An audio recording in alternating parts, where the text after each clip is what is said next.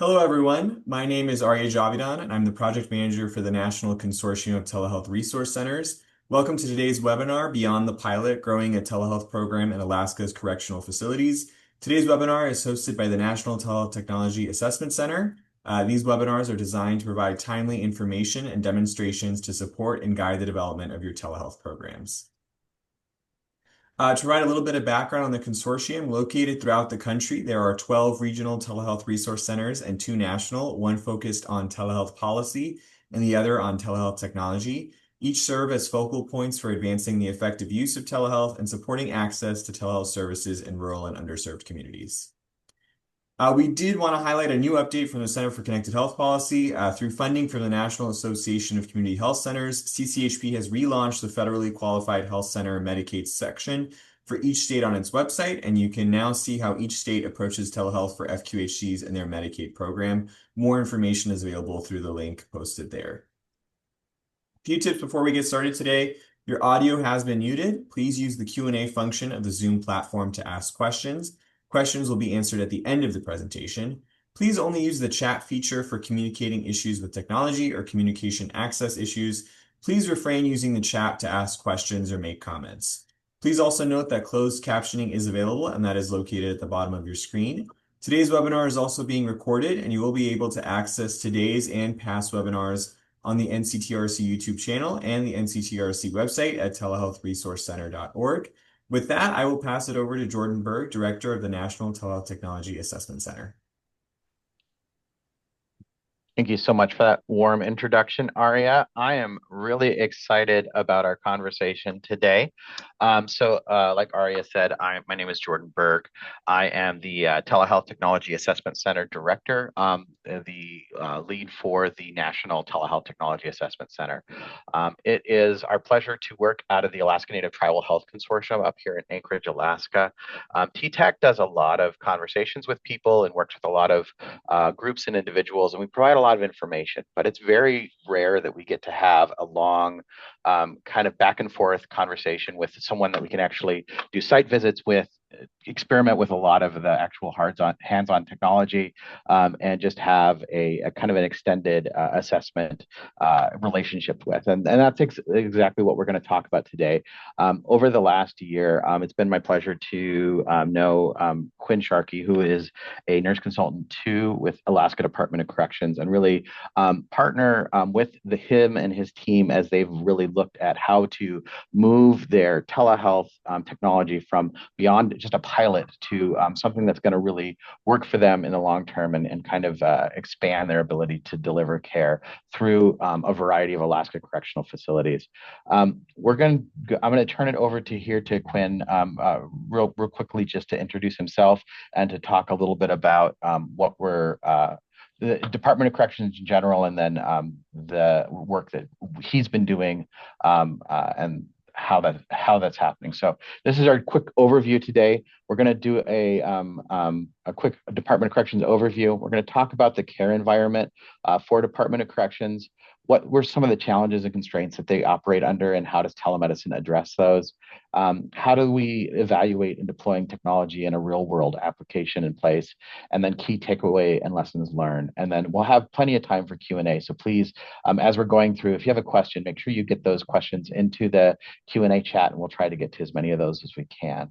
I kind of cajoled Quinn into doing this webinar because this is the most the path that they've taken is a very practical, very hands-on, and I think there's a lot of lessons learned that can be really applicable to a lot of organizations that are trying to figure out the best way to do technology in their space. But there's a lot of unique elements too that I thought would make for an interesting webinar. And with that, and no pressure, I'm going to actually turn it over to Quinn to kind of give us an overview of who he is, what he does, and how the Department of Corrections does telehealth in Alaska. Thank you very much for that warm introduction, Jordan. It's my pleasure to be able to participate in this webinar, and thanks very much for inviting me. I'm a nurse consultant too with the Alaska Department of Corrections, and I work at the central office. So this is a state Department of Corrections that oversees the correctional environment for the entire state.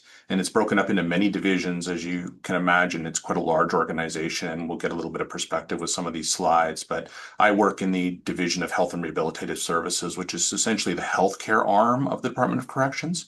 So we are tasked with providing the healthcare within the facility and making sure all the patients' healthcare needs are addressed and met in a timely way. And we do that through a variety of different services and means. And obviously, telemedicine has been very attractive for some time, and we've decided to take the step forward and really try to expand its capabilities and its role in our care delivery model. Certainly, Jordan and the team at TTAC and ANTHC have been instrumental in helping us get to where we are. The one of the things that's unique about the Department of Corrections here in Alaska is it's a unified prison system, and what that means is jails and prisons are all incorporated into one global entity under the state. There's only a handful of states that are like this. In most states, you're going to find that jails for unsentenced people are usually handled by, a county or some kind of local entity, and then folks who are sentenced to serve a time in a prison, those would be handled by the state. This is one of the few states where that's all sort of rolled into one. And that represents a whole host of administrative challenges and operational challenges that, a separate entity might not face. And it makes it a little bit more challenging to deliver all the care uniformly across all the organization. At any one time, we've got about 10,000 people that are somehow connected into the Department of Corrections system with, the average daily census. I've always gone with about 4,500, but, last year it seemed to be about 4,300, maybe a little bit more than 4,300. On an average day, there's like 4,300 people who are incarcerated in one of our facilities across the state. And of course, there's, 3,000, 4,000 on parole. There's other patients who potentially in the pretrial environment. We have halfway houses and community residential centers, and there's a number of patients who potentially would be there, and they would also be potentially getting care through us. So it's a big operation across the entire state.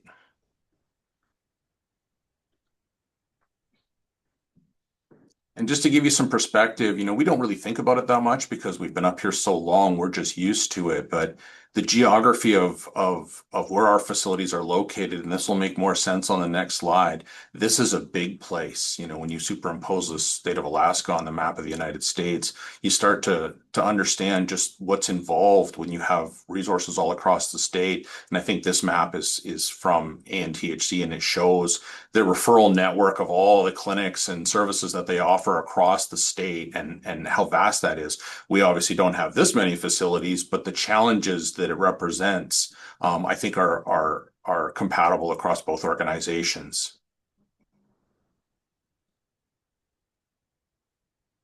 So this is a map from our annual report, and it shows sort of where our facilities are located. And I think, for folks on the call who aren't that familiar with Alaska, it's important to put in perspective that these facilities that are located, over on the left-hand side, the Yukon-Kuskokwim Quinn Correctional Center, Anvil Mountain, and even down near the bottom of this map, so the Lemon Creek Correctional Center and the Ketchikan Correctional Center, these facilities are not accessible by road. So the only way you could get to these communities and to these facilities is through an aircraft or through a boat.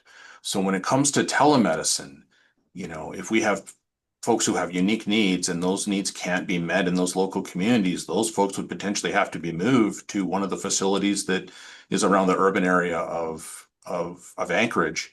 And the logistics involved with that, I think, as you can imagine, would be pretty complicated. So telemedicine represents a tool that we could use to mitigate some of that transportation. Is very attractive for, facilities that are not on the road system in particular. And even when you see the facilities that would be on the road system near the Anchorage area, when you look at the highlight in the corner there, even though on this map they look like they're very close, you probably couldn't drive to all these facilities from the main office in one day. They're a lot further than you'd think. And sometimes the road conditions, particularly in the winter, and winter up here is quite a bit longer than it is in a lot of other places, can make the transportation and the movement between all these facilities a little more complicated even in the lower 48. And I think, we had the opportunity to have Jordan and Calvin. Calvin as partner there at ANTHC come out and do a couple of site visits. And we went to the Anchorage Correctional Complex, and then we went to the Goose Creek Correctional Center. And the first visit, it was very difficult to coordinate all the timing and schedules to make that work. And our first visit had to be canceled because of an extreme weather event. And so just trying to go out and do a site visit was compromised by the road conditions and getting out there. So anytime we have the opportunity to mitigate transportation, we're very interested in that. And telemedicine obviously is a tremendous tool that we could potentially use for that. All these facilities too are all various scopes and scales. The smallest one has a census of about 70 people at any one time, with the largest facility, Goose Creek, being about 1,200, and everything in between. So there's not one size fits all for anything that we're doing with this program. We have to be very nimble and flex what we're going to do and make it, site specific for whether it's equipment or business process or all the rest of it associated with telemedicine. All these facilities are unique. Yeah, and I think one other thing that to point out to going back to this is you can see and on this hub and spokes model, everything kind of comes into Anchorage, and that's where a vast majority of all the specialists actually are. And so we have the same issue as a lot of rural locations where specialists tend to congregate in higher urban areas, and then actually getting that care out to these more rural sites is a challenge. And I know you've had to deal with that as well. Just kind of the getting specialty care out to these remote locations is a big challenge. Absolutely. So this is just a little bit of demographic information about the system. So again, on the snapshot in time, I think was 4,400 in 2024. So on any given day, we've got, somewhere around 4,500, prisoners within the system, all of which have healthcare needs, and they vary in scope. Some of their needs are, pretty straightforward and don't require a lot of services, and others are extremely complex and require a lot of services, including specialty care. And so it's quite a process to make sure that all those needs are met and that we get the right resource to the right patient, and hopefully not with a significant delay. When you look at the circle at the bottom, the Goose Creek Correctional Center is by far our largest facility, and it has the highest census with about 1,200 folks at any given time. And we also have federal prisoners in our system as well. There's no federal jail in Alaska, so anyone who's taken into federal custody ends up in the state Department of Corrections system, which is also atypical for a lot of other places around the state.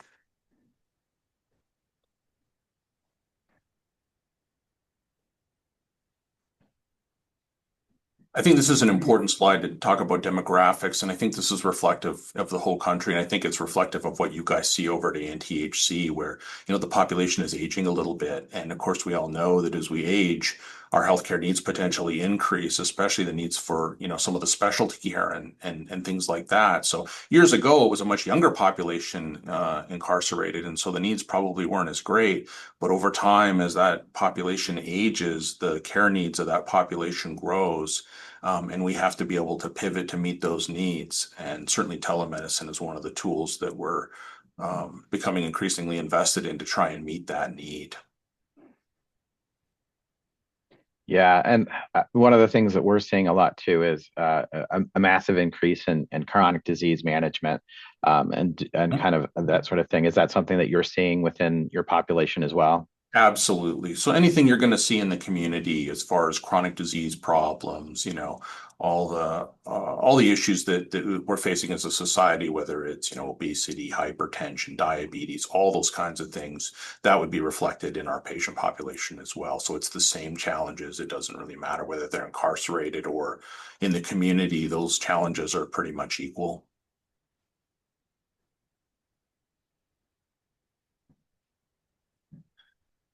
So this is talking about the kind of staffing, mix that we have, and this will become more important later on. And some of the services that we offer, like on-site and inside our facilities. So we've got physicians, nurse practitioners, nurses, mental health clinicians, social workers, dentists, hygienists, pharmacists. A huge number of administrative staff to make sure all the other administrative tasks to support all these professions are all there as well. And so it's a big operation to support the care and custody of 4,500 people every day, 24 hours a day, 7 days a week.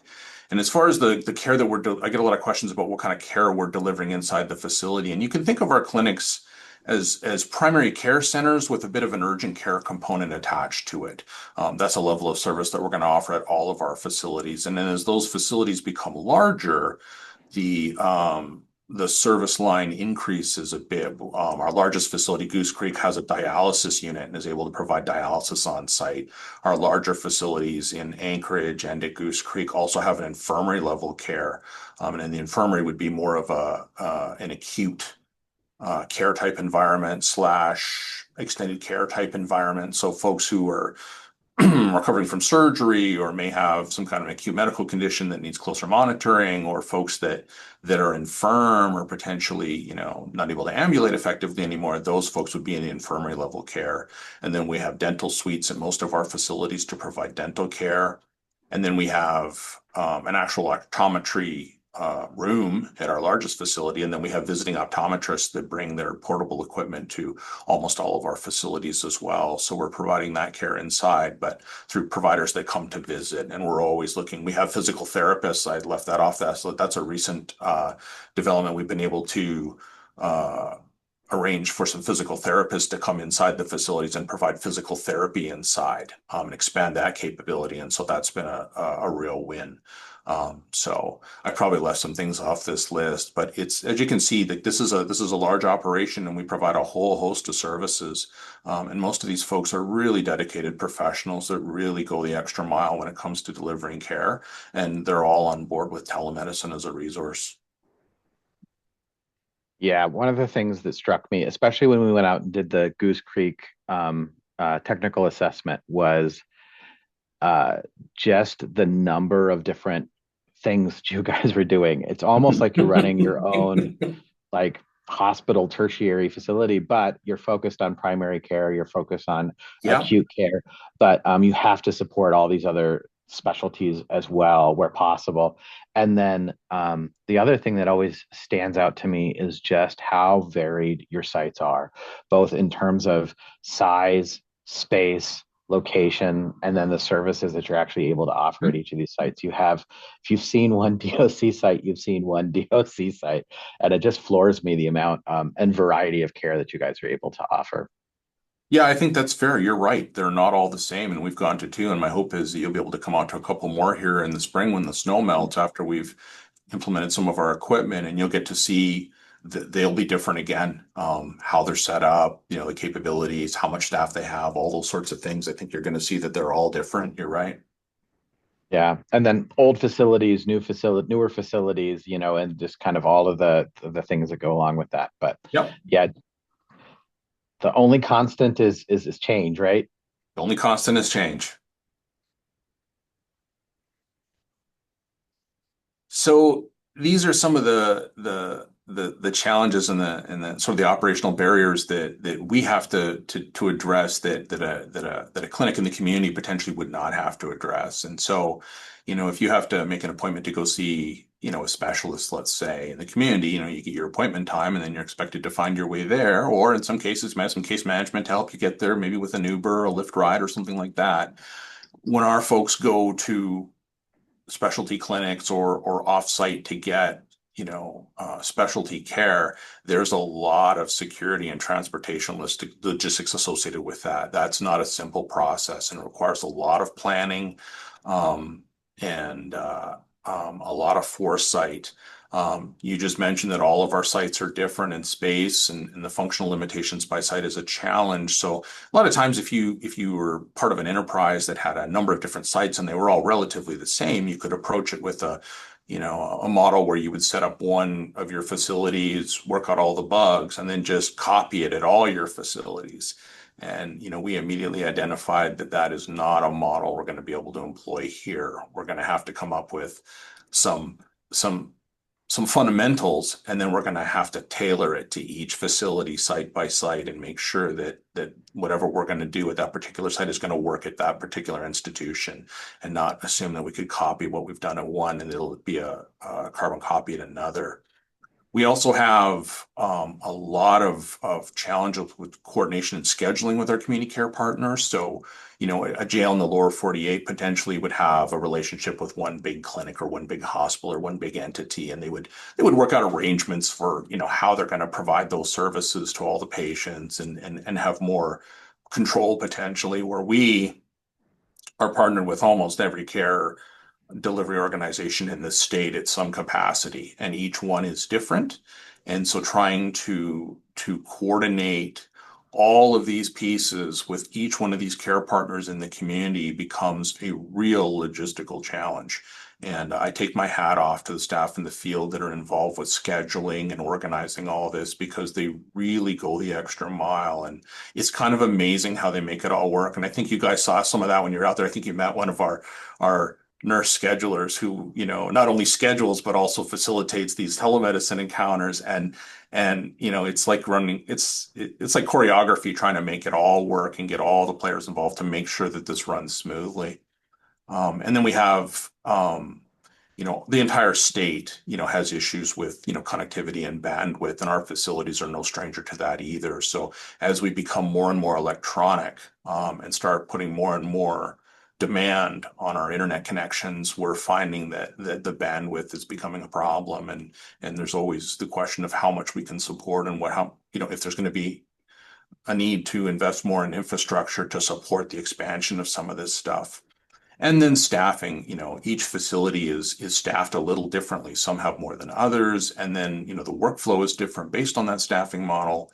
And when it comes to telemedicine, if someone's going to go out for an appointment, that person is going to be with security or custody staff, and, they're not going to need the healthcare staff with them during those visits. Where if we're going to do that encounter with telemedicine and keep the individual within the facility, now someone on the healthcare staff is going to have to facilitate that visit. So now it becomes a strain on the staff. If the staffing pattern wasn't designed with that in mind, now they have to be nimble enough to start to pivot and start thinking about, okay, if this really expands and becomes, a lot busier, what does that staffing model look like? And again, it's going to have to be catered to each facility because they're all so different. Want to underline kind of one point that you're making about the care coordination and scheduling with the community care partners. One of the challenges that we talked about early on was just the number of different platforms that you had to engage with, because you were working with so many different providers, services and hospitals and clinics and organizations. Each of them could have their own way of doing a basic video conference or doing a basic telemedicine, or had a different system for getting in a referral or getting in a request for service. And that was one of the things that so one visit, you could have several visits in a day with three different things, and one would be on Zoom, and one would be on Teams, and one would be in some sort of telemedicine, like a DoxyMe or something like that. Yep. And having to pivot was that was eye-opening, as we saw kind of and again, it goes back to your staff. We were really impressed with the ability of your staff to basically keep track of all of these balls that they were juggling at the same time. Like, okay, we're having this visit, we need this equipment in this room, and we need to make sure that we are meeting with this one, we are meeting this way.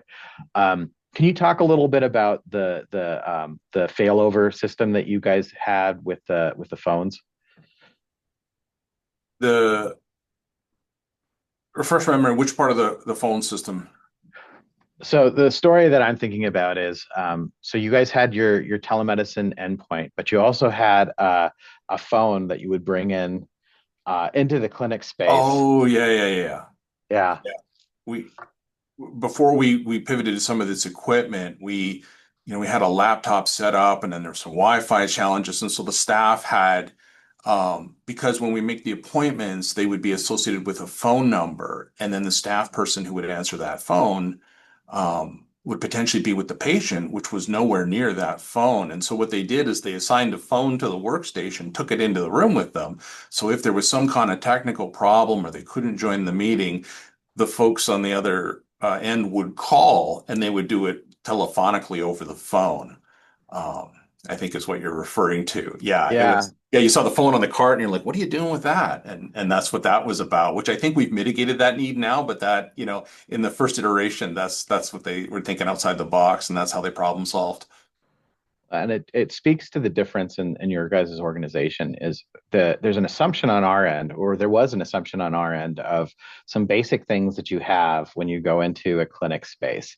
And for a corrections facility, you can't necessarily have those same things.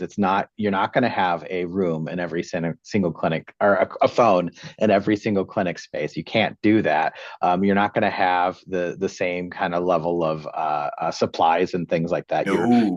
You're bringing in a lot, you're taking out a lot, and so the transport of all of these things was really something that was eye opening for us as we were kind of helping you guys with your needs assessment. Yeah, absolutely. There may not be an Ethernet port in a room. There may not be an electrical outlet in a room, depending on where we're rendering the care. So you're right. It's not like in a normal clinic where you can make assumptions that all this stuff is readily available in every single care environment. It is in some, but it isn't in others. And again, it's very facility specific. And the staff are really, sort of ingenious at troubleshooting. When we started this program, one of the asks I made of the staff, I said, listen, we need to make this work, and this is really important to the department, but you got to help me. We got to make this work. And they really stepped up to the plate. And I can't be out at all these facilities helping them all the time. They're too far away and there's too many. So they really think outside the box. And that phone example was one where they're just like, we need to make this work. Let's figure it out. And that's what they did. I think So this is, yeah, go let me ahead, Jordan. introduce this one. So Yeah. this is one of the things that we try to talk with folks about as we do we call them technical assistance, as we do a conversation, is there needs to be a process for really understanding the problems that you're trying to solve, and then going stepwise through to get to a solution that you can support and manage long term. And these are the steps that we typically talk about when we're doing an assessment. Really starting with understanding your need, understanding your users, understanding the processes that you are trying to support, moving through making sure that you get the items that you need, and then finally like having a good plan for how you're actually going to get these into the space and how you're going to support them long term. Yeah, so Quinn, just anything along this path that you kind of I know that we kind of took a lot of these out of order, and we kind of approached it a different way several times as we were kind of having our conversations about like what we're trying to do and how we're trying to go about this. But I think at the end of the day, we probably hit all of these in kind of your process. I think that's absolutely correct. This is the correct process. And I think the slide is important, and that's why I wanted to include it because, especially for folks who are going to start out in this space, this is the model you should follow. And I think you're right. I think ultimately we did touch all of these points, but you're also absolutely correct that our trajectory was not a straight line. We we went in a number of different circles around this trajectory for a variety of different reasons: operational challenges, competing priorities, opportunities to use grant money to get equipment.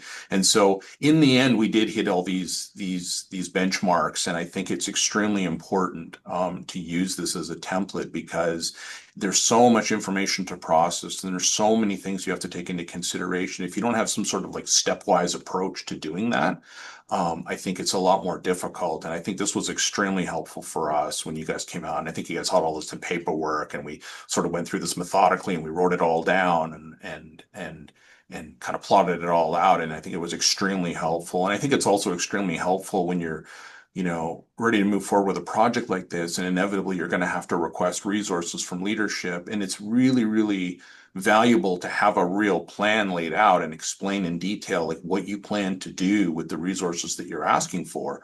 And you're more likely to get the buy-in and get that support. And I think we were able to do that. And I think that's part of why they were so supportive of it, because we had a real plan and we had gone through all this stuff. And user stories, I think, is super important too. It's very easy at an administrative level to make decisions and not incorporate, the stories from the field and the folks who are on the front lines who are going to use the equipment every day and who really ultimately are responsible for making the process work.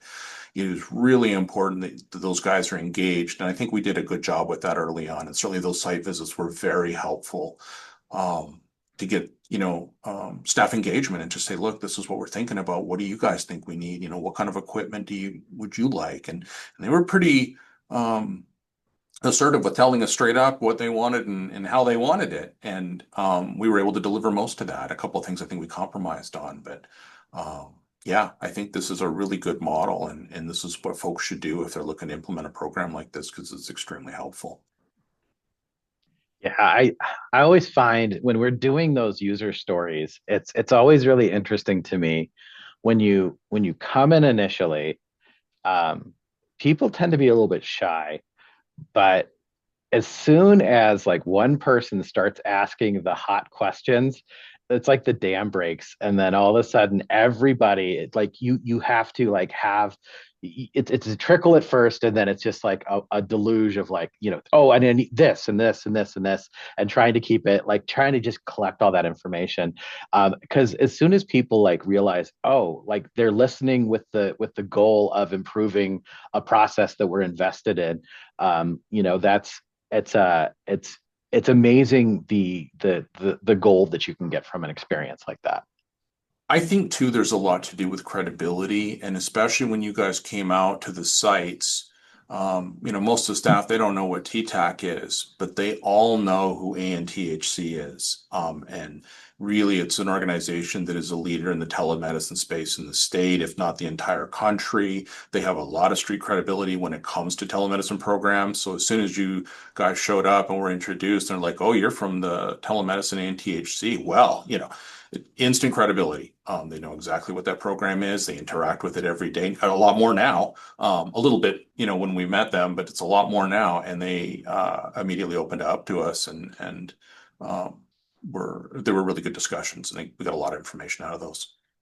I think that's a really important point, and I want to make sure I'm careful how I do this, not to tout necessarily my organizational experience, but what the point I'm trying to make is that yeah, trust is so important for those conversations too, and credibility. And you may need to come back and do multiple rounds of this as you kind of roll out a pilot, or as you roll out a solution where initially, yeah, you might not be getting all the information that you need, but as you kind of iterate and as you show like, hey, we're engaged, we've done this before, we have a plan, and like we're taking your feedback, you build that trust, and as you build more and more of it, or as you build more and more of that kind of depth, you're able to do better and more interesting things as you kind of move along.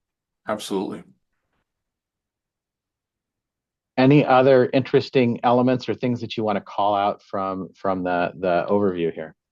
I don't think so. I think the real value was before we got too carried away ordering equipment and making decisions that we, engaged with you guys and we started down this process and started having some kind of a plan.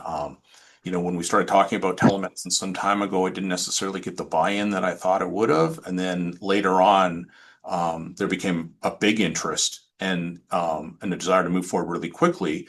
And it's easy to make decisions and start acquiring equipment and putting things into place without thinking it through. And I thought it was really important to just take a breather.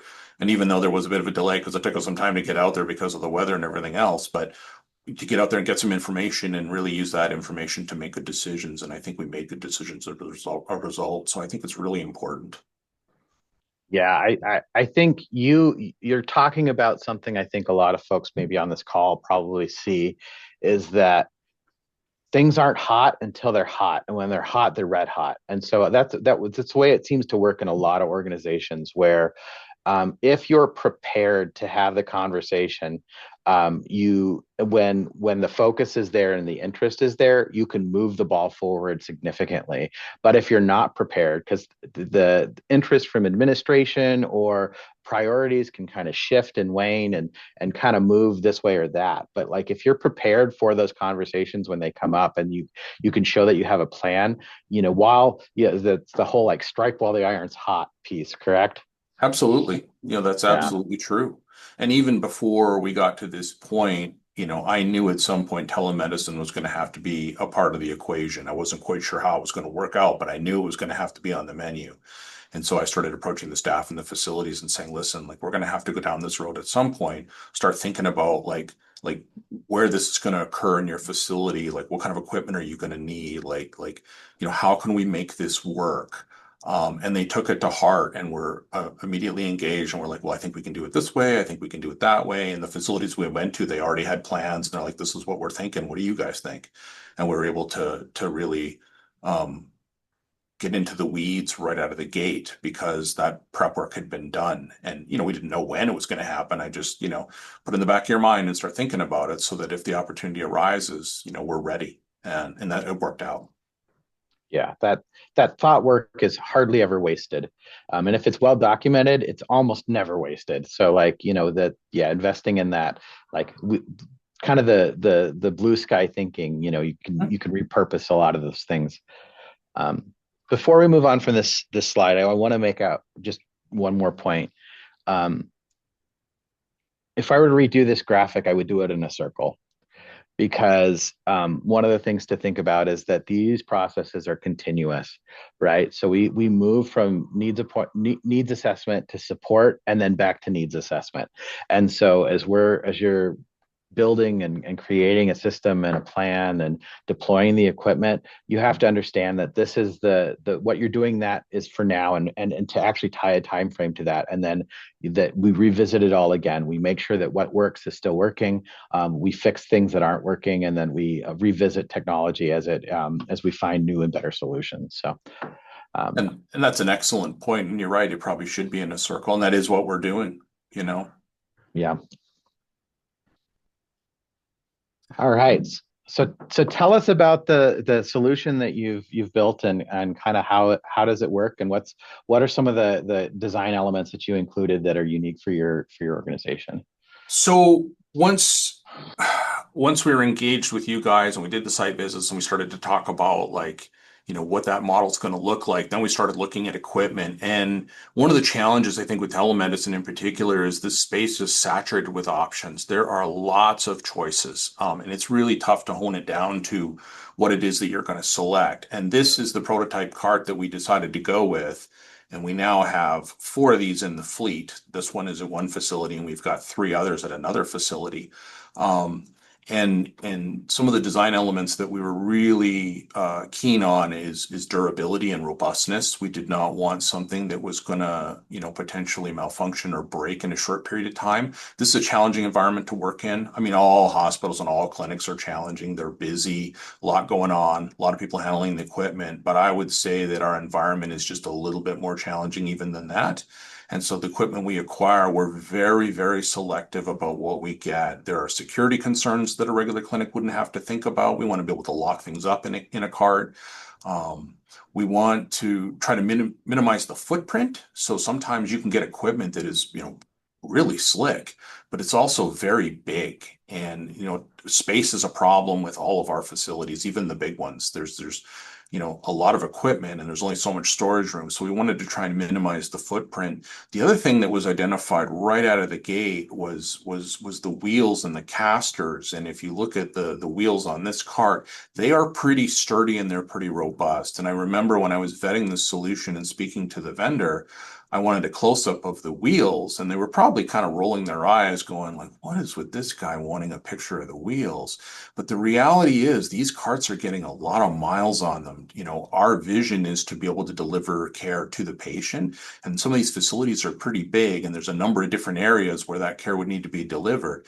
And so these carts get a lot of mileage on them, and some of the floors are uneven, and there's some obstacles in the way sometimes. And so we've had really really bad luck where we've bought equipment that's on wheels in other capacities, whether it's a medication cart or, you know, a phlebotomy cart, and the wheels break in a very short period of time because the amount of mileage that they get and the environment they're working in, they're just not robust enough. So we picked something that had really strong wheels.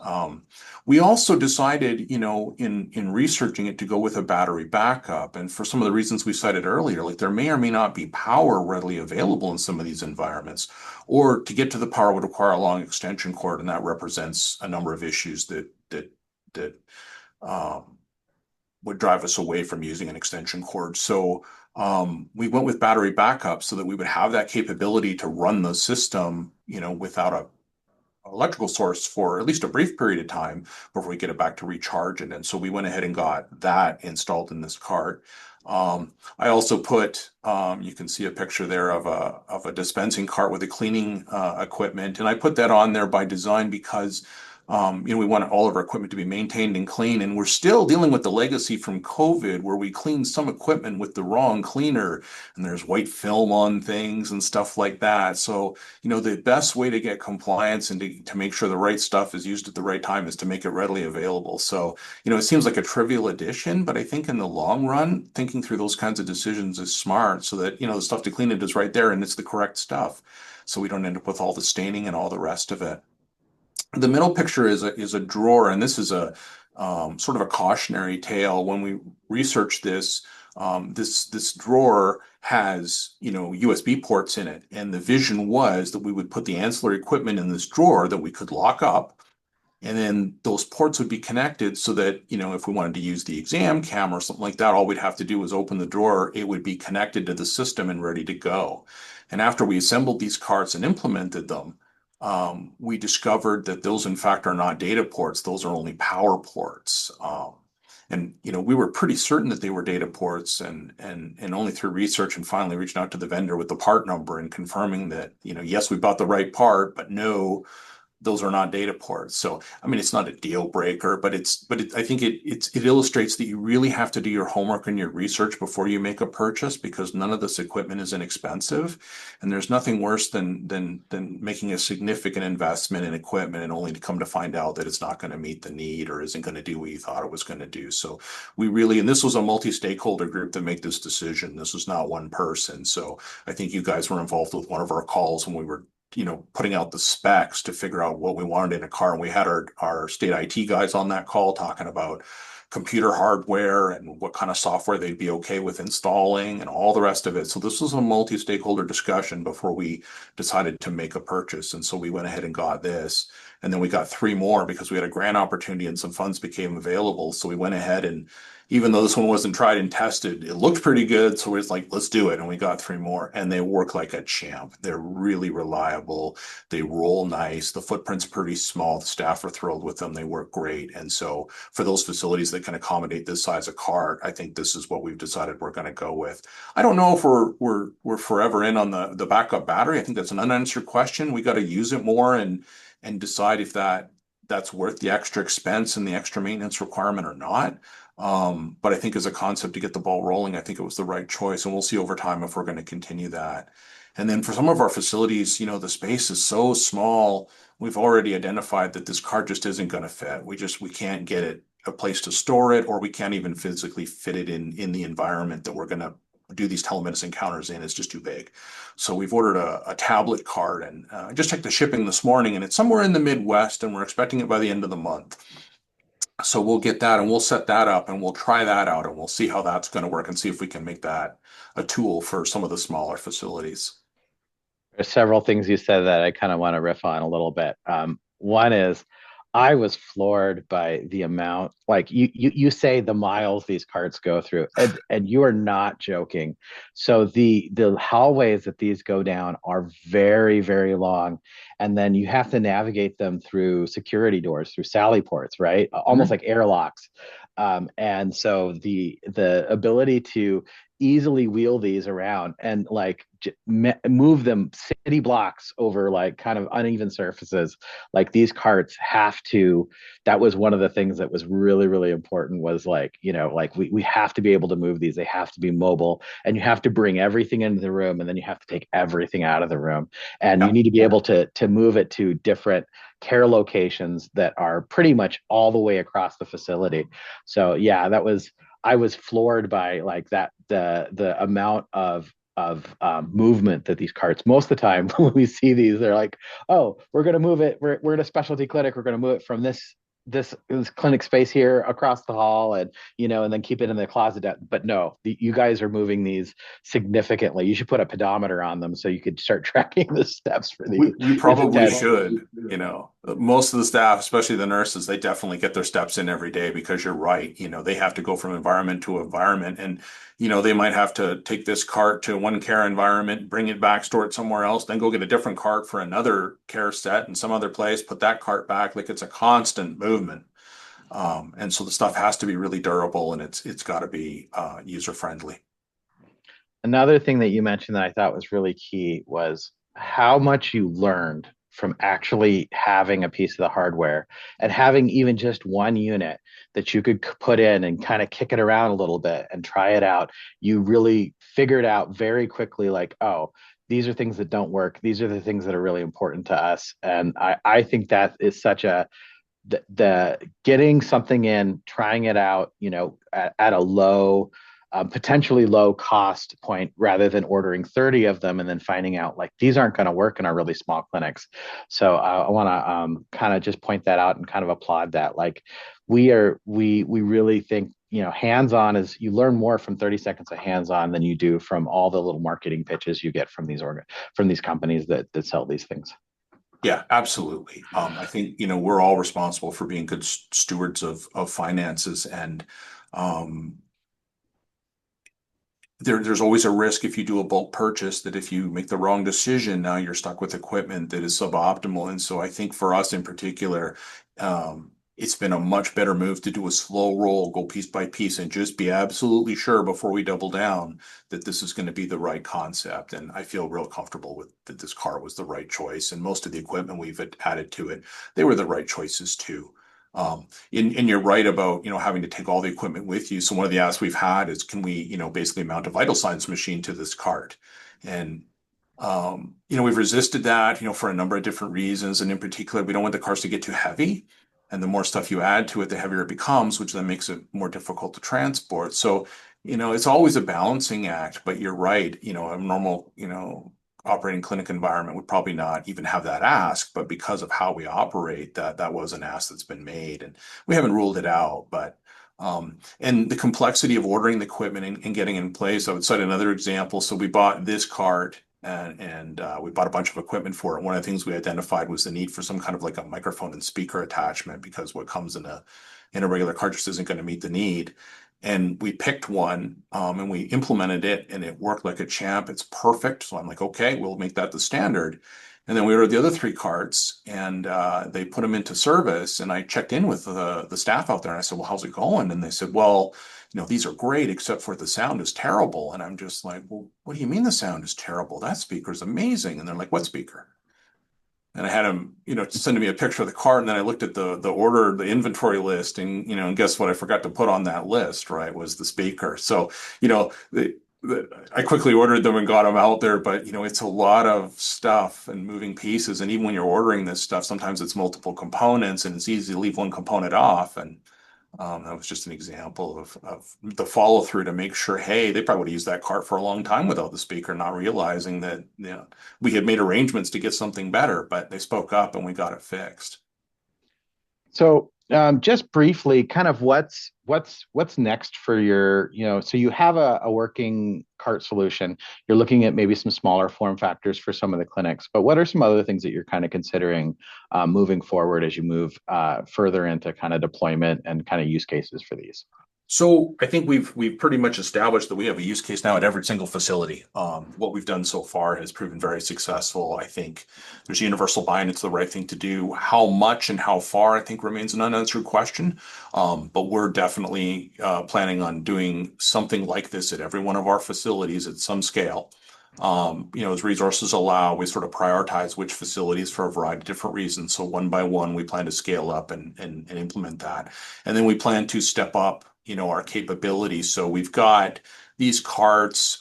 We now have exam cameras in all these carts, and they're great. But now we're looking at an otoscope and potentially a stethoscope. And you guys were gracious enough to have us over at the clinic last month, I think, or it might have been August, I can't remember. And I brought a bunch of our providers over and we did some show and tell, and you guys showed us some of the stuff that's in the space, technology-wise, and our options. And we took that information and we've done our own homework and we're vetting a couple of solutions. And we're interested in getting some kind of an otoscope type device because I think, for physical exams, that's the next logical step. And so we want to make sure we're able to do that. But we want to make sure we buy the right equipment. And again, this is one of those things where in that technology, some of the stuff that I saw over at the THC clinic, as soon as I saw it, I immediately identified it and was like, yep, that's the right equipment. That stuff is first class. But I also understood that, from a maintenance perspective and a technical capability, I don't know that we could support that just yet. So we're looking at some other options that I think will probably fit the bill, but, have LEDs in them as opposed to, a secondary light source and some of the other higher maintenance items to try and get us to where we need to be without getting into a position where we're having to do maintenance that's too much of a challenge to support. So we'll probably do that here very soon and at least get one and we'll deploy it in the field and we'll start using it. We'll make sure it's the right equipment for us and it's going to meet our needs. And then we potentially expand that and put one of those in every cart as well. So we're going to go ahead and kind of go into some of our wrap-up thoughts and some key takeaways. But I do want to just kind of push this out to the group. If you have any questions, now's a great time to get them in for our Q&A time. So don't hesitate. Go to that Q&A and put in your questions now, and we'll try to get to as many of those as we can.